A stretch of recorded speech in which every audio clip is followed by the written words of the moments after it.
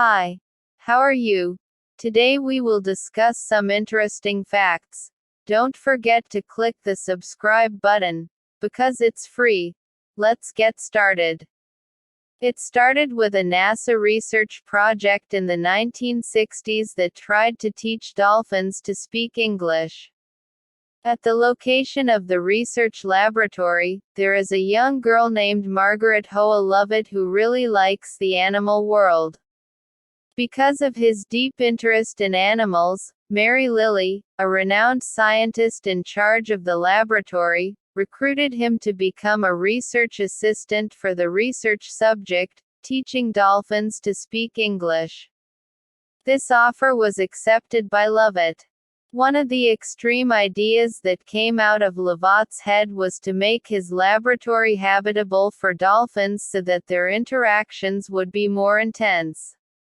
This idea was welcomed and implemented so that Lovett could spend almost 24 hours of his time with the dolphins. And the most intense is with a male dolphin named Peter. Lovett teaches Peter to speak English, every day, just like a mother teaches her child. But it turns out that Peter the dolphin is not as innocent as we thought. He is in puberty, so sometimes lust appears. At such times, he rubs his body against his feet, sometimes when Lovett's hands and fingers are lowered into the water. At first the desire of Peter the dolphin was rejected by Lovett, so Peter would be appointed to meet the female dolphin owned by the laboratory. However, over time, the way to move Peter from one pool to another was deemed ineffective and only interfered with his learning process. Finally, Lovett decided to let Peter the dolphin to ejaculate on his legs, in his hands, helped by him. Extracurricular activities are over, Peter returns to his English class with teacher Lovett. This went on until the news appeared in the newspapers.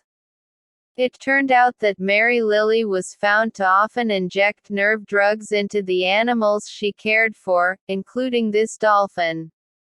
Although they claim to be experts and claim that this has no effect on these animals, it is very difficult to prove this claim.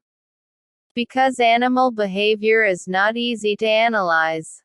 Because of this scandal, research funding in his laboratory was cut, and eventually had to stop research activities there. Eventually Lovett and Peter had to separate. Lovett got a new animal research position. Meanwhile, Peter the dolphin was transferred to a new laboratory. A few weeks after being in his new laboratory, Lovett gets a call with the news that Peter committed suicide and died. Peter refuses to breathe and dies to the bottom of his aquarium. There is no logical reason whether this is because of his new environment or because of the separation from his teacher who is also his extracurricular partner, namely Lovett. According to a veterinarian, Peter was heartbroken and decided to commit suicide.